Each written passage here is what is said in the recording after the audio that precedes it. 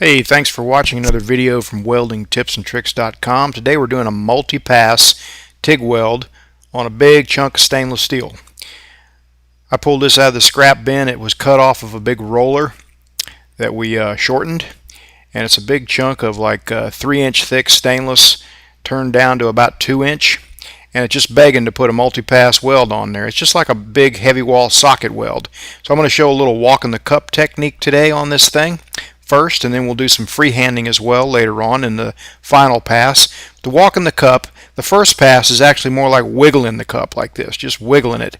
And it leaves scratch marks like this, so it's not actually tolerated in every industry. Like if you're doing fine, tedious work for the semiconductor industry or fine, smooth machine surfaces, it's just not tolerated, so you have to learn how to freehand. But pipe fitters and construction workers that weld pipe and whatnot walk the cup like this routinely on socket welds. So that's what we're doing here.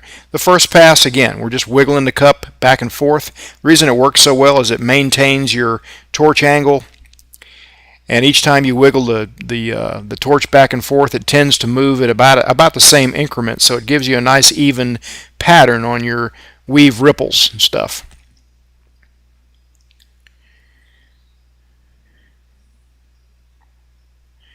It's a good technique if nothing's in the way, and that's the key, if nothing is in your way, because you're doing a lot of movement and you're kind of, you see I'm speeding it up here. See, if there was stuff in the way, it would kind of hinder me a little bit, but I'm out here in the wide open, and it's an excellent technique to use in the wide open.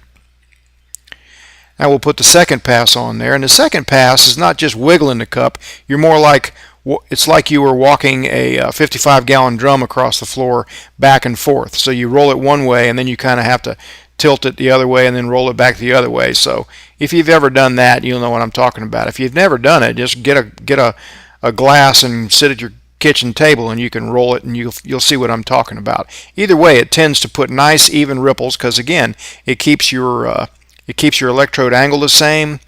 It keeps your arc pretty tight, and each time you move it, your tendency is to move it at about the same increment each time, and so your travel speed's even, and it makes your ripples even.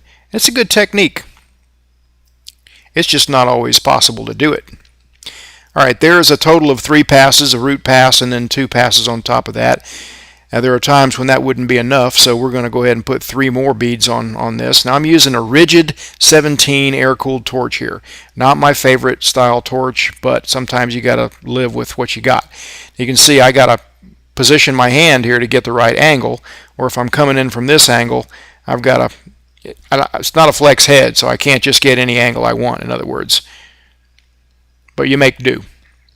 This is another way of propping to make it around a joint like this. Okay, before we do the rest of it, this is a time for a TIG finger commercial. Now, you know, I make videos every week. I go to a lot of effort to do it, and the only way I can keep doing it is to make a buck every now and then. So I'm promoting my TIG finger this week. That's my main product. Let me show you a few instances where it's good, and we'll get back to the rest of the video. Small diameter tubing like this, where you can't walk the cup, it excels. If you're a student and you're doing a bunch of joints like this aluminum joint that gets hot really quick, it's hard to prop, it's hard to find a place to prop, it just slides right up like new money. Lets you make the weld. You don't have to prop 2x4s or 4x4s up to prop your elbow on. You just prop right on the metal and slides right up, works like a charm. Outside corner joint like this, it's a perfect thing. See, I'm going to prop up here, turn the torch upside down and prop with my pinky. That's just one way of doing it. And it lets me move right on up that outside corner joint. Real nice.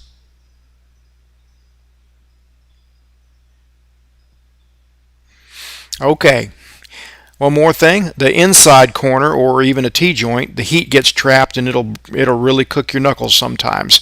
So this is a good way of propping to keep your knuckles cool. And on 4130 chromoly, like on a if you're welding a fuselage for a small aircraft, it's the ticket. Hard to find places to prop, and that stuff does get hot. TIG finger is the way to go. You can prop right next to the weld if you want. A steady hand does weld better. When I was in welding school, I cut the thumb out of a TIG glove, and that got me by, but now with this thing, it is much better than the thumb out of a TIG glove.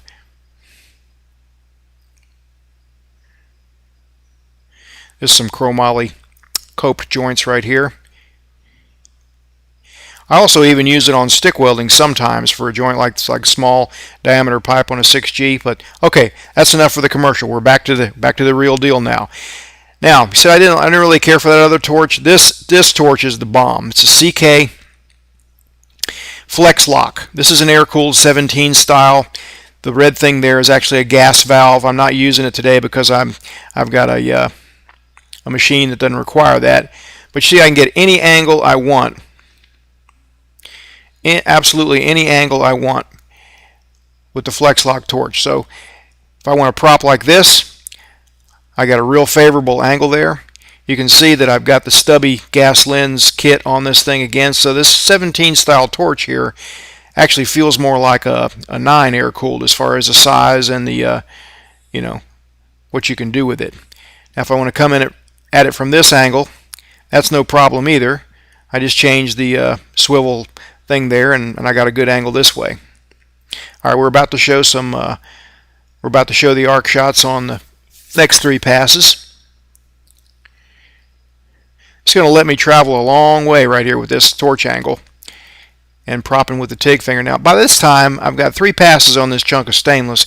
You can imagine the heat is building up quite a bit. So I didn't put a thermometer on it or anything, or use an infrared heat gun, but it's getting pretty warm. That's really where the TIG finger excels. Okay, here we go. There's the first pass, freehanding on the last layer of beads. Now when you're not walking the cup, you got to pay extra close attention to making your little motions the same. See, I slipped right there. But back up a little bit and just carry on. It's not a problem. A little uneven ripple is not going to hurt anything. Now we'll come at it from the other angle here for the second pass.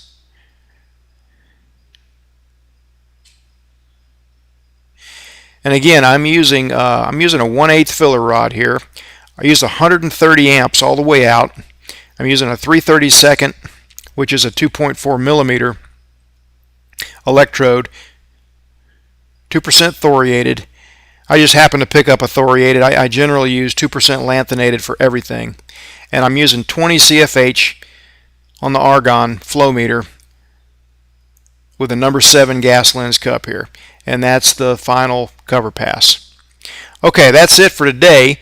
If you're watching this on YouTube, you can click on the blue link in the description box under the YouTube video, and you will go to a page that looks like this where you can get your TIG fingers. So order them now, and thanks for watching. Visit Welding Tips and Tricks and welding-tv.com.